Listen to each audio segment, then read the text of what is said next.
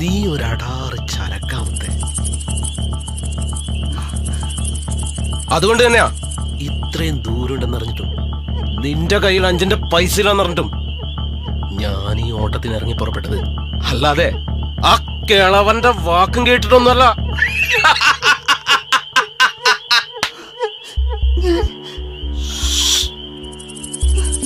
ഞാൻ ഈ ശവമായി ഇറങ്ങി പുറപ്പെട്ടത് മനുഷ്യത്വം വിളമാനല്ല. പുരുഷന്റെ സിരകളെ മത്തുപിടിപ്പിക്കുന്ന നെഞ്ചി നിറവും ഈ മണവും കണ്ടിട്ട് തന്നെയാ.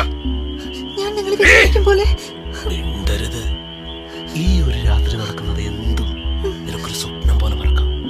അതല്ല ഒച്ച വെക്കാനും മോങ്ങാനുമാണ് പുറപ്പാടെങ്കിൽ നിന്റെ ഈ കുഞ്ഞും കെട്ടിയോണ്ട ശവവും ഈ കാട്ടി വല്ല കുറുക്കനോ കാട്ടുമൃഗങ്ങൾക്കോ ഭക്ഷണമാവും.